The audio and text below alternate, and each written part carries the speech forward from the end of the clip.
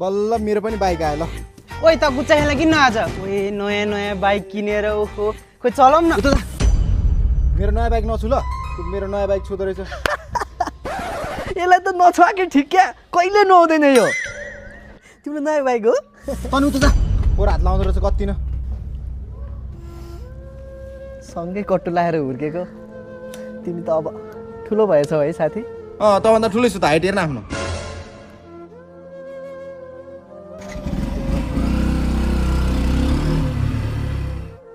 यसरी बसेर भएन क्या, अब अति हेप्यो नि त त्यसले हामीलाई। जाउँ हिँड उखर खेल्न। 5 रुपैयाँ मार्यो। ओइ बेबी तिमीले बोलाउँदै छ त। खै होला नि कोही बच्चाहरू ओइ अनिस नाम लिएर बोलाइरहेको छ त। पागल फुच्चीहरू होला कि कोही। यसले अति हेप्यो यार, यसरी भएन। जाउँ हिँड तास खेल्न। एक का जुत। जोकर परेछ यार मेरो त। जोकरलाई जोकर त पर्छ नि।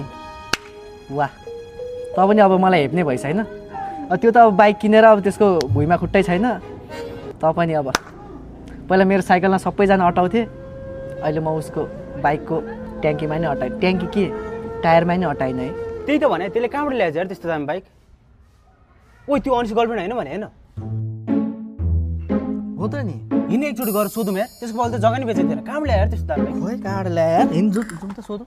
ए सुन्नु न, तपाईँको त्यो बोयफ्रेन्ड अनिसले कसरी बाइक लिएको?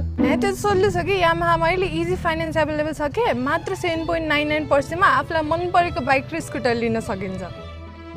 सजिलो छ त, 36 मन्थको लङ्गेस्ट इएमआई प्लान्स, त्यो साथसाथै किस्ता पनि महिनाको धेरै थोरै पर्छ।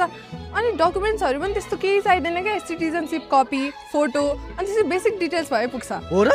त्यो साथसाथै एक्सचेन्जको फेसिलिटिजहरू छ भने एप्रुभलहरू पनि एकदम क्विक हुन्छ क्या। त्यो भएर तिमीहरू पनि लिइहाल, विश्वास साथमा चाबी हातमा। त्यसो भए केही चाहिँदैन, यति भए पुग्छ? त्यस्तो पनि होइन, तिमीहरूले ग्यारेन्टर, घर अनुगमन वा आम्दामी स्रोतमध्ये कुनै दुईटा प्रक्रिया अप्नायो भने बाइक वा स्कुटर सजिलै लिन सक्छौ। ल अहिले चाहिँ मलाई अलि ढिलो भयो, म निस्किन्छ है।